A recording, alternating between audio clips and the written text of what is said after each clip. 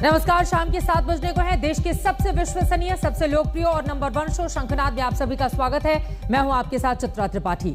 डूबते को किसका सहारा? मेरे आगे जो तस्वीरें आप देख रहे हैं, इसके जरिए आपको अंदाजा लग सकता है कि बारिश की चंद बूंदें भी शहरों को कैसे तालाब में तब्दील कर देती हैं। मॉनसून का अटैक होता है तो सिस्टम फेल हो जाता है, गाड़ियां डूबने लगती हैं, घरों में पानी घुस जाता है। क्या मेट्रो शहर और क्या कस्बे, सब के सब टापू जैसे नजर आते हैं। दावे डूब जाते हैं, वायदों की पोल खुल जाती है। और ऐसे ही मॉनसून में बदले शहरों की ये तस्वीरें आपको हम दिखा रहे हैं। इसके अलावा बात करेंगे मॉनसून के बीच चल रहे सियासी हंगामे की भी। लेकिन शंखनाद की शुरुआत राजधानी दिल्ली के साथ। आज दिल्ली में मौसम का मिजाज क्या बदला? राजधानी दरिया हो गई, सड़कों पर जाम लग गया, लोग त्राहिमाम करने लगे। सवाल वही है कि आखिर डूबते को किसका सहारा? इन सरकारों के वादों का, जो दिल्ली को लंदन का सपना दिखाती हैं, जो सड़कों के तालाब के बीच कहीं गुम हो जाती हैं। डूबते को आखिर किसका सहारा? ये रिपोर्ट देखिए। ये दिल्ली नहीं, दरिया है, वादों के बोझ का दरिया। सड़कों पर सैलाब का दरिया, जाम का दरिया, बारिश में कोहराम का दरिया। यहां पानी आता है तो बस आता है, बारिश होती है तो राजधानी थम जाती है। कोई गली, कोई चौराहा, कोई मोहल्ला, वीआईपी से लेकर स्लम एरिया तक बारिश पूरी दिल्ली को बराबर कर देती है। डूब जाते हैं यहां विकास के दावे। नाम का रह जाता है प्रगति मैदान, कुएं में तब्दील हो जाता है धौला कुआं। क्या साउथ एक्स, क्या सुप्रीम कोर्ट, क्या एयरपोर्ट, क्या रिंग रोड, सब पानी पानी हो जाते हैं।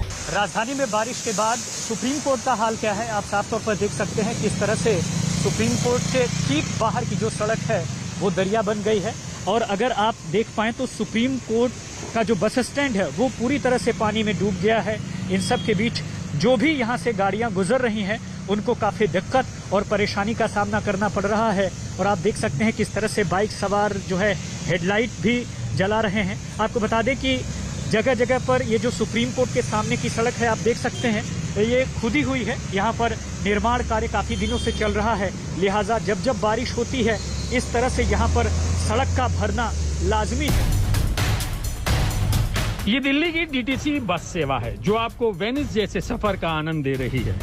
यात्री खड़े हैं, पानी भरा है, बस चल रही है और चली जा रही है उस दरिया के बीच जिसे दिल्ली में सड़क कहा जाता है।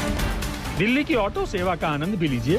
2 पैरों पर चलने वाला ऑटो बनाया तो सड़कों पर चलने के लिए था, लेकिन उतर गया है तालाब में। सवारी क्या बैठा लेगा, इसके खुद के चलने के लाले पड़े हुए हैं। सड़कें जब सैलाब हो चुकी हों तो अंडरपास की क्या मिसाल।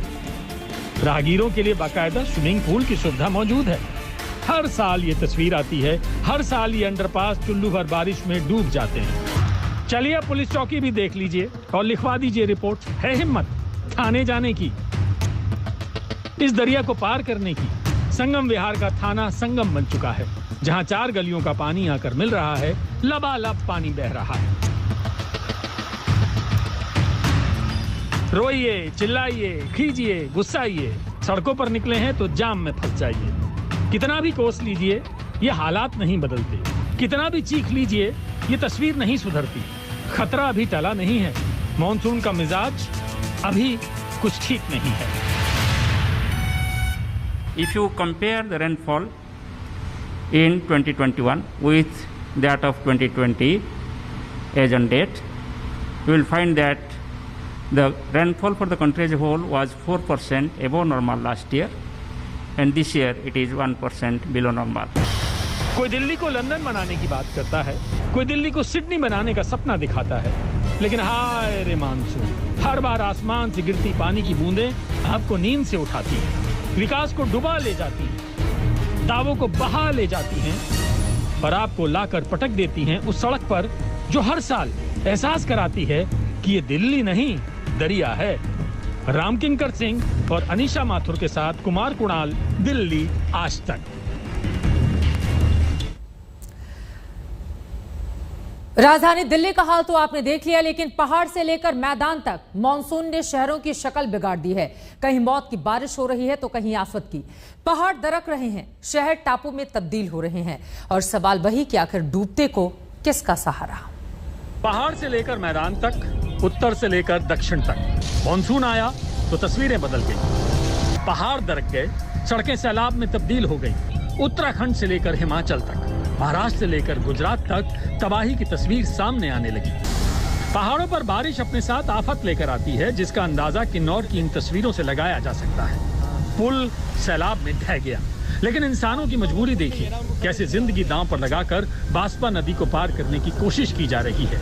ये वही इलाका है जहां चट्टान की चपेट में आने से 9 लोगों की मौत हो गई थी। इलाके में 3 दिनों से बिजली गुल है। वहीं अब भी कई पर्यटकों के फंसने की खबर है। महाराष्ट्र में बारिश की तबाही ने 40 सालों का रिकॉर्ड तोड़ा है। 8 जिले बाढ़ की चपेट में हैं।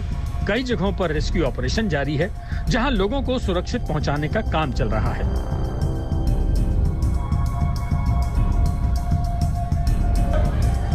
सांगली का हाल देखिए, चारों तरफ पानी ही पानी नजर आ रहा है।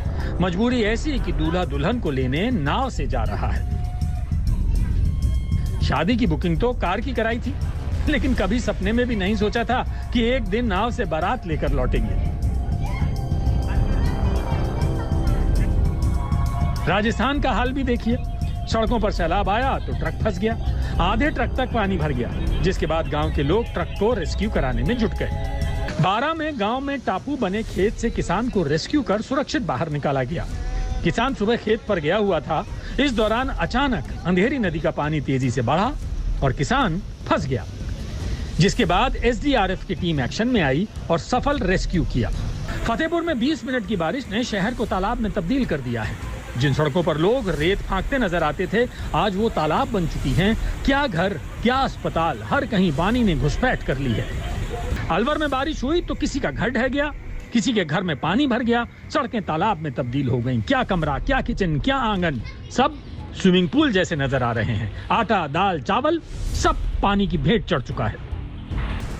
गुना में 48 घंटों की बारिश ने शहर को पानी पानी कर दिया। पार्वती नदी खतरे के निशान से ऊपर बह रही है। जल स्तर बढ़ने से 29 गांव में रेड अलर्ट जारी कर दिया गया है। बारिश के बाद सानई पुलिस चौकी जलमग्न हो गई। स्थानीय ग्रामीणों की मदद से चौकी के अंदर फंसे 4 पुलिसकर्मियों को रेस्क्यू कर सुरक्षित बाहर निकाल लिया है। आज तक ब्यूरो। बारिश और बाढ़ के कारण किस तरह के हालात हैं वो तो आपने देख लिया, और अब रुक कर लेते हैं असम और मिजोरम का। कल असम मिजोरम के बीच कछार जिले में ऐसी हिंसक झड़प हुई जिसने पूरे देश को शर्मसार कर दिया। दोनों राज्यों के आपसी विवाद में जमकर गोलीबारी हुई, जिसमें असम पुलिस के 5 जवानों की जान चली गई। इस हिंसा के बाद दोनों राज्यों की सीमा पर तनाव बना हुआ है। तनाव दोनों राज्यों की सरकारों के बीच भी है, लेकिन सबसे बड़ा सवाल यह है कि आखिर दोनों राज्यों के बीच जानलेवा हिंसा का जिम्मेदार कौन है। देश के 2 राज्यों की सीमा पर क्यों चली गोली, किसकी गलती से सीमा पर भड़की जानलेवा हिंसा, जंग का मैदान बनाने का जिम्मेदार कौन है।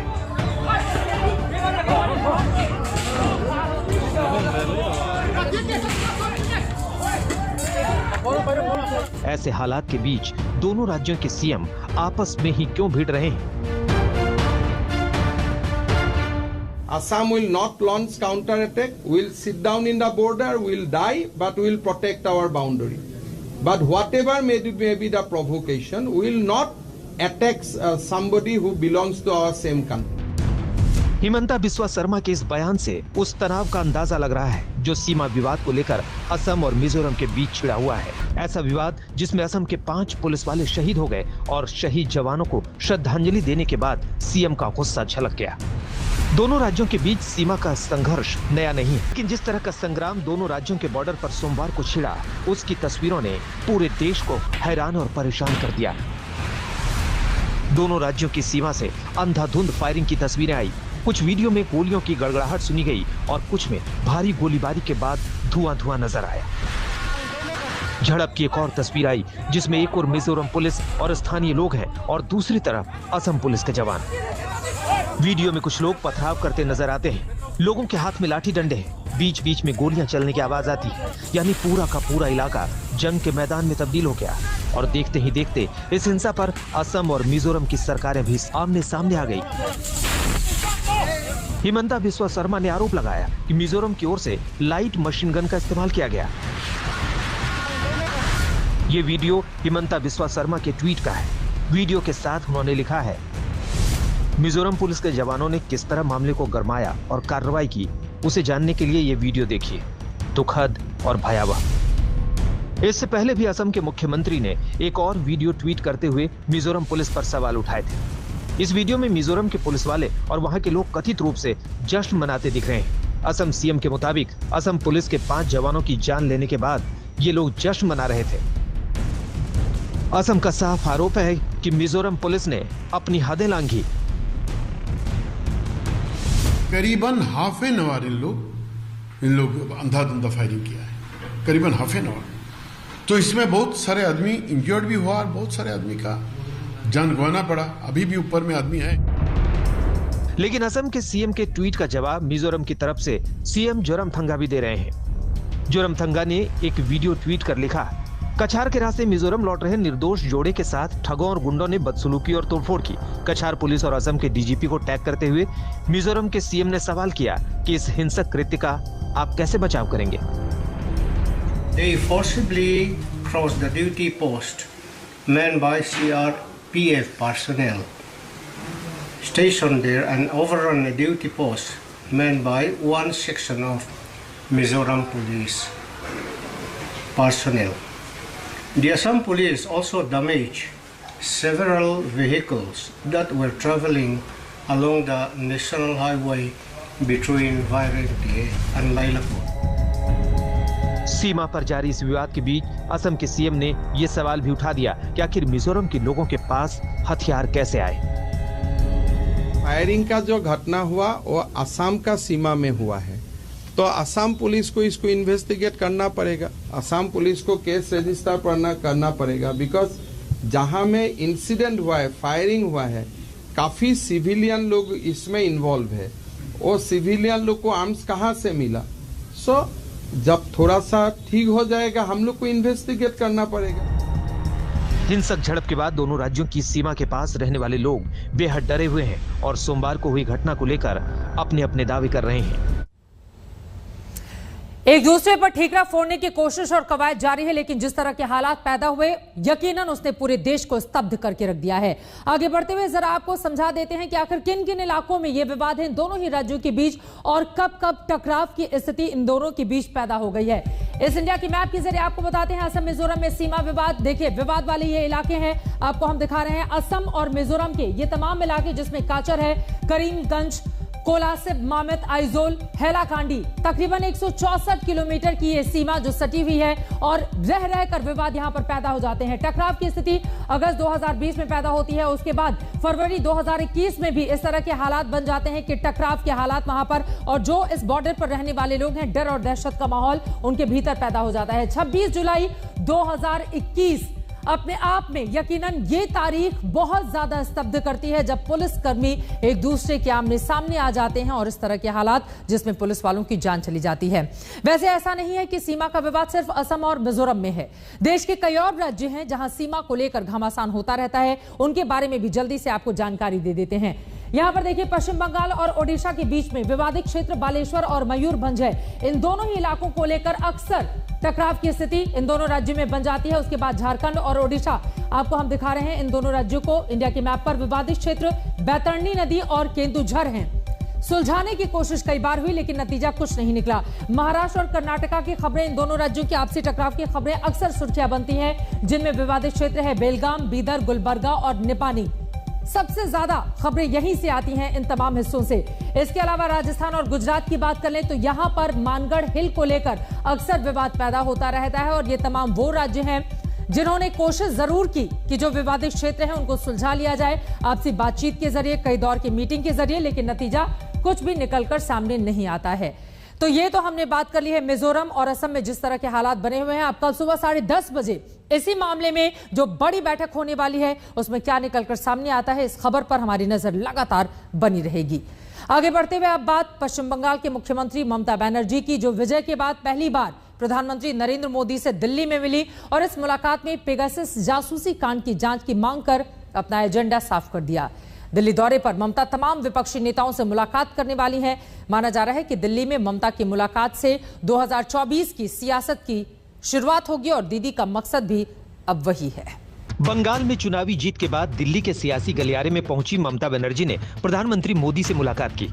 तीसरी बार मुख्यमंत्री बनने के बाद ये ममता दीदी का पहला दिल्ली दौरा है और जीत के बाद पहली बार ही ममता मोदी से मिलने पहुंची। पीएम से मुलाकात में ममता बनर्जी ने अपना एजेंडा सामने रख आगे की रणनीति की ओर इशारा कर दिया। मैं चाहती हूँ कि प्राइम मिनिस्टर एक ऑल पॉलिटिकल पार्टी मीटिंग बुलाए, मीटिंग बुला के सबको साथ बात करके ओपिनियन लेके कोई ना कोई सुप्रीम कोर्ट से इंक्वायरी हम लोग को होना चाहिए। ममता उस वक्त दिल्ली पहुंची हैं जब संसद से सड़क तक जासूसी कांड पर हंगामा बरपा है, जब किसानों के मुद्दों पर विपक्ष ने सरकार के खिलाफ संग्राम छेड़ रखा है और कोरोना वैक्सीन को लेकर भी सरकार से सवाल जवाब हो रहे हैं। ममता ने भी पीएम मोदी से मुलाकात में पश्चिम बंगाल को आबादी के हिसाब से वैक्सीन देने की मांग कर दी। मैंने कोविड के बारे में थोड़ा चर्चा किया कि कोविड में हमारा जो वैक्सीन मिला है, जो मेडिसिन मिला है, इसमें थोड़ा और ज्यादा हमारा चाहिए। इसी के लिए कि हर स्टेट को मिले, हमारा कोई एतराज नहीं है, लेकिन हमारा स्टेट में पॉपुलेशन का जो है, पॉपुलेशन के मुताबिक बहुत सारे स्टेट से बहुत कम मिला है। दिल्ली पहुंची ममता बनर्जी सोनिया समेत तमाम विपक्षी नेताओं से मुलाकात करेंगी। जाहिर सी बात है कि मुलाकात इसलिए होगी कि 2024 में विपक्षी दलों के मेल मिलाप से ऐसी ताकत बनाई जाए जिसके सामने बीजेपी का दुर्ग ढह जाए। यही वजह है कि जब पीएम से मुलाकात के पहले ममता कांग्रेस नेता कमलनाथ से मिली तो वो उनकी तारीफों के पुल बांधते नजर आए। कोई रणनीति की बात नहीं करी, वो हमारी नेता करेंगी, पर हमने देश में आज क्या स्थिति है, आज महंगाई, आज कानून व्यवस्था, आज ये दबाने और छिपाने की राजनीति, ये राजनीति पर आवश्यक बात करी है। बीते दिनों ममता बनर्जी ने यूपी और गुजरात समेत अलग अलग शहरों में वीडियो कॉन्फ्रेंसिंग के जरिए समर्थकों को संदेश दिया था। ये संदेश पूरी सियासत का सार था और अब उसी संदेश के आगे की सियासत शुरू हो रही है और टीएमसी नेता अब की बार दीदी सरकार का नारा लगा रहे हैं। Murderer of democracy in India Modi, इसको लड़ने में एक ही फेस जो है, जो लोकतंत्र की रक्षा के लिए लड़ सकते हैं, अपना जान कुर्बानी दे सकते हैं, उसका नाम है ममता बनर्जी। और सारा देश की जितना पार्टी है, मान लीजिए कि 90% parties also they are supporting the movement, the attitude, the struggle of Mamata Banerjee. हालांकि टीएमसी के ऐसे दावे बीजेपी नेताओं को खोखले नजर आ रहे हैं। बंगाल बीजेपी के नेता कह रहे हैं कि दिल्ली तो दूर, दीदी से बंगाल ही नहीं संभल रहा है। जो बंगाल को ही संभाल नहीं पा रहे वो देश क्या संभालेंगे। आज ठीक है कि देश में कोई नेता नहीं है मोदी जी के बराबर में, तो वो शून्यस्थान को पूरा करने के लिए वो आ रही हैं, लेकिन बंगाल में जिस प्रकार हाहाकार चल रहा है, राजनीतिक हिंसा, भ्रष्टाचार, हर डिपार्टमेंट में आज लगभग 5 लाख ऐसे पोस्ट है जो खाली है बंगाल गवर्नमेंट में, जिसको पूरा नहीं हो रही है, सरकार नहीं चल रही है। अब तक ममता बनर्जी का अंदाज बता रहा है कि 2024 के लिए ममता बनर्जी ने पहली चाल चल दी है। हालांकि सवाल है कि अगर बीजेपी के खिलाफ कोई मोर्चा तैयार होता है तो क्या कांग्रेस जैसे विपक्षी दल ममता की अगुवाई को तैयार होंगे? दिल्ली से पॉल मिसाहा के साथ आज तक ब्यूरो। सवाल बहुत सारे हैं जिनका जवाब तलाशने के लिए दिल्ली 5 दिन के दिल्ली में दौरे पर हैं ममता बनर्जी।